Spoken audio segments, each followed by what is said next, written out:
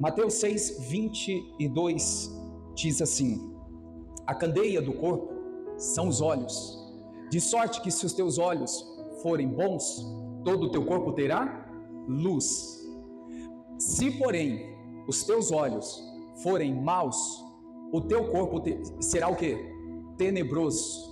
Se, portanto, a luz que há em ti são trevas, quão grandes serão tais trevas. Amém. Estava meditando hoje nessa palavra, buscava a direção do Senhor para nós, e a pergunta que eu tenho aqui para a igreja, para mim, para você, para todos que aqui estão: como estão os seus olhos? Eu não quero aqui claramente referir, irmãos, a saúde dos seus olhos físicos, mas como que você tem enxergado, como que você tem olhado situações, como que você tem olhado sua família, como que você tem olhado a sua vida espiritual. Porque essa declaração do Senhor Jesus, ela é muito profunda. Se os teus olhos forem bons, terá luz, mas se os teus olhos forem maus, vai ter trevas, vai ter dificuldade. Então, olha só, igreja, é claro que a gente vai trazer para nós principalmente, né? Mas assim a gente pode analisar esses pontos. Como eu estou olhando a minha família, como eu estou olhando o meu casamento, meu cônjuge, como que eu estou vendo os meus filhos? Porque muitas são as pessoas que são levadas para olhar de forma, irmãos, né, errada, equivocada. Ela olha para o filho e ali ela descreve, né, o momento que o filho está vivendo e que realmente não é aquilo que Deus está enxergando. Estou falando de filho, mas pode ser a esposa, pode ser o marido, pode ser o pai, a mãe, pode ser um colega de trabalho, alguém da igreja. Veja que muitas vezes nós acabamos então levando, né, a decidir, a chegar a uma conclusão, muitas vezes equivocada, porque a gente olha pela pessoa e a gente quer escrever as características dela do momento. Mas a gente olhando para a Bíblia, nós encontramos, irmãos, que nem sempre foi assim. Existem fases, existem momentos. A Bíblia diz em Daniel que relata lá a estação. Então eu não posso definir você pelo momento que você está vivendo. Eu não posso escrever uma redação da sua vida do hoje, porque o hoje, irmãos, não vai definir quem você vai ser. Então nós temos que tomar muito cuidado com os nossos olhos, porque com os nossos olhos nós julgamos, com os nossos olhos nós atacamos, nós ferimos, com os nossos olhos nós alimentamos o pensamento. E o pensamento, irmãos, alimentado é um estímulo para uma ação errada na nossa vida. Gostaria que você marcasse isso dentro do seu coração principalmente, mas quem puder marcar, anotar, marca aí. Diga comigo: o olhar alimenta o pensamento e o pensamento estimula a ação. Você concorda com isso, irmãos? Sim ou não? Olha só, a gente olha, a gente está vendo na nossa cabeça, no nosso pensamento, o que a gente está vendo está sendo alimentado. E aquilo que a gente está então pensando está sendo estimulado a tomar uma decisão, a ter uma atitude, um posicionamento diante daquilo que estamos vendo. E olha a igreja, a gente vê tantos casamentos se acabarem, porque ela vê um momento difícil, aí aquele momento difícil que ela está vendo, que ela está enxergando, ela começa a imaginar, a pensar coisas que o inimigo começa a implantar, começa a colocar na cabeça, ao ponto da pessoa falar assim: não tem jeito mais para o meu casamento. Por quê? Porque ela começou a ver de forma, né, ali, irmãos, onde o inimigo alimentou o pensamento dela, e aquilo fez com que ela começasse a pensar coisas, criar coisas no seu pensamento que não vem nada de Deus, mas ela toma uma decisão por causa daquilo que ela viu. Então nós precisamos tomar muito cuidado. A mensagem que o Senhor está nos entregando, irmãos, é: eu preciso enxergar corretamente as coisas. Eu preciso enxergar corretamente a minha esposa, os meus filhos. Você, mulher, enxergue corretamente o seu marido. Enxergue as pessoas de forma correta, as pessoas que estão à sua volta. A gente não pode, irmãos, definir a pessoa pelo momento, talvez momento de fracasso, momento, né, que a pessoa escorregou, a pessoa vacilou, e aí a gente abre mão daquela pessoa, porque olha, a pessoa não presta mais. Se a gente olhar para esse ponto de vista, a gente vai entender, irmãos, que nem nós merecíamos uma nova oportunidade, porque tantas vezes erramos, continuamos a errar, e mesmo assim a graça, a misericórdia de Deus tem nos alcançado, e o favor dele tem chegado em nossa vida, nos levantando no momento que fracassamos. Amém, igreja? Então cuidado com seus olhos, cuidado a maneira que você vê as coisas, a maneira que você enxerga o local de trabalho, a maneira que você olha para dentro da sua casa. Cuidado, irmãos, com a maneira que você olha a igreja que você congrega, que você frequenta. Cuidado da maneira que você olha para os seus parentes. Cuidado, irmãos, porque se nós não atentarmos para o nosso olhar, aquilo que a gente está olhando está sendo alimentado, e aquilo vai para o pensamento, e logo no pensamento nós vamos ser levados a tomar decisões que nós jamais imaginaríamos tomar. Muitas pessoas tomaram decisões erradas, precipitadas, porque tudo começou onde, igreja? Nos olhos. Ela viu um erro, ela viu uma falha, e ali, irmãos, ela foi alimentando aquilo que estava sendo enxergado, e ela jogou tudo para o alto, né? Sendo então que poderia ali ser revertida aquela situação, poderia ser mudado aquela estação, mas a pessoa ela acabou então agindo de forma errada. E outra coisa que eu vejo aqui na Bíblia, que estou meditando no dia de hoje, é o que o profeta Jeremias fala para Deus. Deus faz uma pergunta para ele e ele responde. Ele fala no capítulo 1, a partir aí do verso 11 e 12, quando eu vejo Deus perguntando para Jeremias o que ele está vendo, eu entendo, irmãos, que Deus se preocupa com aquilo que a gente está enxergando, com aquilo que a gente está vendo. Sabe, irmãos, tenta aqui analisar comigo no momento. Muitas vezes nós queremos que Deus faça algo em nosso favor, diante daquilo que Ele não falou. Veja que muitas vezes a gente quer cobrar de Deus, a gente quer exigir algo da fé, diante daquilo que Deus não falou, mas nós enxergamos distorcido, enxergamos errado, enxergamos totalmente, irmãos, ao contrário do que a palavra tem sido ensinada, e depois queremos estar no direito. Não sei se você já passou por isso, ou já viu alguém, querer cobrar Deus de algo, irmãos. Sabe de uma coisa, igreja? Deus tem compromisso com quem? Com a sua palavra. O compromisso de Deus, irmãos, é com a palavra dele. Ele vela a sua palavra para se cumprir na minha e na sua vida. Agora, eu preciso enxergar a palavra de Deus da forma certa. Eu não posso enxergar como eu quero, distorcido, desalinhado, de qualquer jeito. Não, eu acho que eu vi assim, eu acho que eu enxerguei dessa. Irmãos, o achar nunca foi, vamos dizer assim, base bíblica. Porque o achar e o achismo é dúvida, é incerteza, é insegurança. E a Bíblia nos ensina a agir na fé, na convicção, na certeza.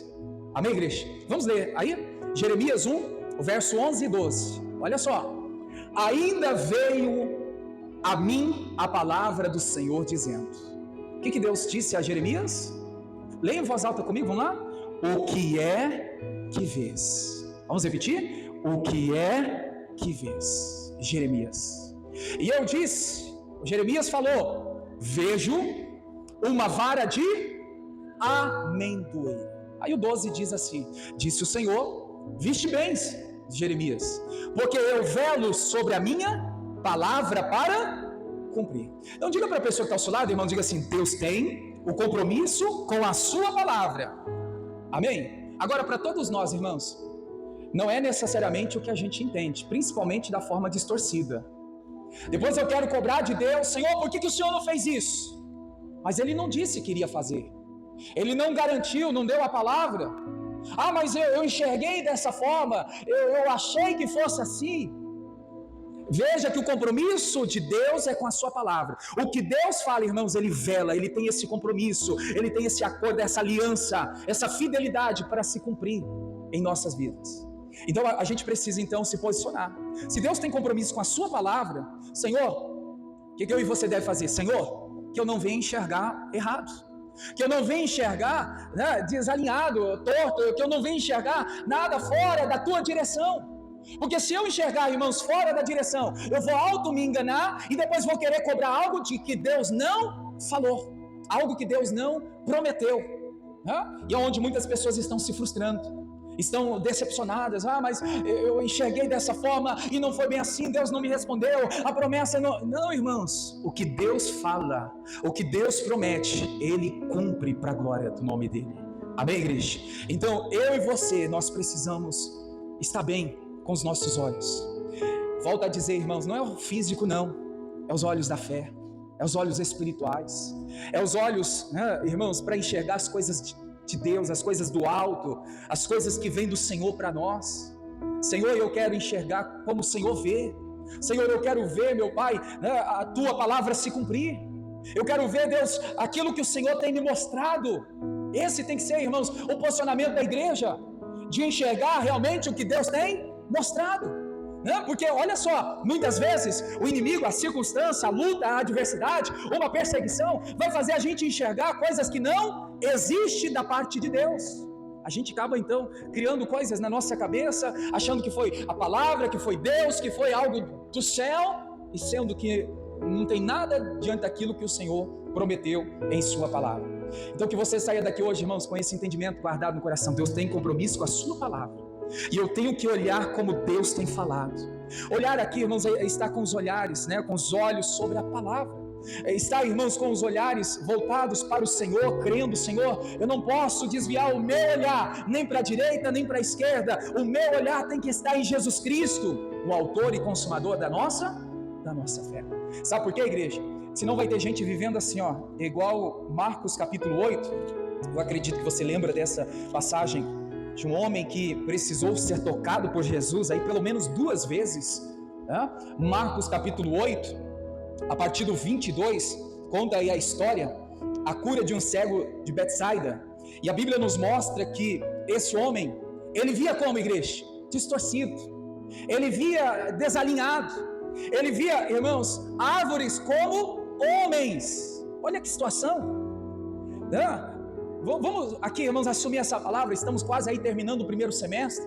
Quantas coisas neste primeiro semestre olhamos e enxergamos errado, enxergamos de forma desalinhada, enxergamos como nós queríamos ver, não como Deus estava mostrando, mas nós forçamos muitas vezes: não, é o que eu estou vendo, às vezes até posicionamos e falamos: não, é o que Deus está falando, e muitas vezes Deus não tem dito nada, Deus não tem mostrado nada daquilo, mas criamos na nossa cabeça que o que a gente está enxergando é o certo, é o correto, mas diante de Deus os nossos olhos estão desalinhados.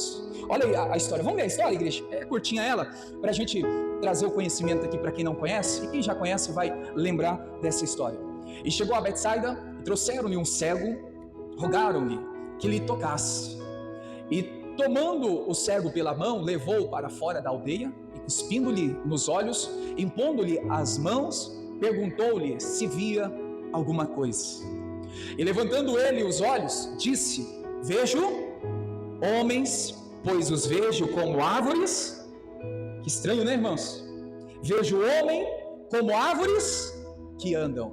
25. Depois tornou a pôr-lhe as mãos nos olhos, e ele, olhando firmemente, ficou como, igreja? Como ficou agora esse homem? Com o seu olhar, com a sua visão restabelecida. Agora ele já conseguia ver de longe, e enxergava como, igreja? Distintamente a todos. Olha só, é o que a gente precisa aqui analisar, igreja. Será que eu não estou na condição inicial desse homem? Será que eu não estou vendo distorcido, desalinhado, desajustado? Será que a minha visão da fé, a visão espiritual, irmãos, não está fora daquilo que Deus realmente está mostrando? Muitas vezes Deus está mostrando uma coisa, mas minha visão está desalinhada, eu estou enxergando outra coisa. E aí eu estou indo naquele caminho que eu estou enxergando, e aí muitas vezes eu falo assim: não, mas Deus está comigo. O compromisso dele é com a sua palavra, é com aquilo que ele te falou, é aquilo que realmente ele quer que você enxergue. Porque, irmãos, quando Deus falou com Jeremias, o que você está vendo? O Jeremias responde, e eu vejo que ele responde, irmãos, com sinceridade, ele responde verdadeiramente, né, sendo então fiel na sua visão daquilo que ele estava vendo. E o que Deus falou para ele? Você lembra lá da resposta do Senhor? Vistes bem. Você está enxergando o que eu tenho mostrado, você está enxergando o que é para ver. Sabe, irmãos, quando eu vejo essa ministração, esses momentos aqui de reflexão, eu vejo os dois lados. Tem gente que ela vê de menos diante daquilo que Deus está mostrando, e tem gente que às vezes ela está vendo até demais do que Deus tem mostrado. Cuidado, tem que ter um equilíbrio. Não pode ser nem muito e nem pouco. Eu tenho que ver exatamente o que Deus está me mostrando. Eu tenho que enxergar, irmãos, aquilo que o Senhor está me direcionando. Eu não posso pegar, né, uma palavra, uma direção que o Senhor tem me dado e vou minimizar ela e fazer, né, me posicionar como um coitadinho, um fracassado. Não, irmãos, eu não posso agir desta forma. Como também quantas pessoas que às vezes ela acrescenta, ela aumenta, muitas vezes ela deixa ser levada até para inventar o que Deus não falou. E aí é onde muitas pessoas estão fracassando. Então que a gente possa refletir e entender que eu preciso enxergar corretamente as coisas que Deus está me mostrando. Eu preciso enxergar a minha família como Deus vê. Talvez no momento os olhos humanos vê o filho nas drogas, vê o marido ou a esposa na prostituição, num vício. Mas, irmãos, diante dos olhos de Deus, eu acredito que Deus não vê dessa forma. Deus vê a pessoa transformada, Deus vê a pessoa liberta, Deus vê aquela pessoa livre daquela situação. Então que a gente possa, irmãos, também enxergar assim. Não é que a gente agora vamos ficar louco, vamos ficar inventando coisas na nossa cabeça. Não, irmãos, é o olhar da fé. Eu vou ver como Deus vê. Eu vou enxergar aquilo que o Senhor em sua palavra, Ele tem me mostrado para me posicionar. Amém, igreja? Então passe a olhar para os seus familiares e passe a enxergar eles mudados, transformados. Passa a olhar para aquela pessoa que está perto de você, irmãos. Embora o físico ela ainda não mudou, ela está na lama do pecado, ela está com a vida toda torta. Começa, irmãos, a falar, a profetizar, começa, né, a se posicionar dizendo: eu vejo este homem transformado, eu vejo esta mulher com a sua vida mudada, eu vejo esse filho na presença do Senhor, eu vejo esse pai, essa mãe rendido aos pés de Deus, dizendo que só o Senhor é Deus. É os olhos da fé. Mas muitas vezes nós deixamos ser levados por aquilo que a gente está enxergando de forma humana. E Deus quer, irmãos, que os nossos olhos da fé se abram. Deus quer que os nossos olhos da fé tenham a luz de Deus. Porque se os teus olhos forem bons, a luz de Deus vai brilhar. E brilhando a luz de Deus, a manifestação de Deus vai ser grande na sua vida. Passa a olhar a sua família com os bons olhos. Amém, igreja? Você pode dizer isso para a pessoa que está ao seu lado? Diga assim: olhe a sua família com os bons olhos. O filho pode estar perdido. Senhor, eu olho o meu filho salvo, abençoado por Deus.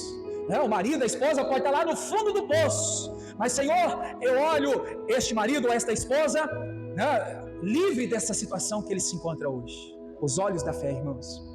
Nós temos que enxergar, voltando aqui para Marcos 8, o verso de número 25, temos que enxergar, ter os nossos olhos firmemente, ter os nossos olhos restabelecidos, ter os nossos olhos ao ponto da gente enxergar o milagre de Deus, enxergar a vitória, enxergar, irmãos, aquela bênção, enxergar a mudança, enxergar distintamente a todos bem para a glória de Deus. Amém, igreja? Diga glória a Deus por isso. Vamos orar então? Fique em pé. Vou convidar você a ficar em pé. Deus abençoe você da internet, fique na paz, fique com Deus.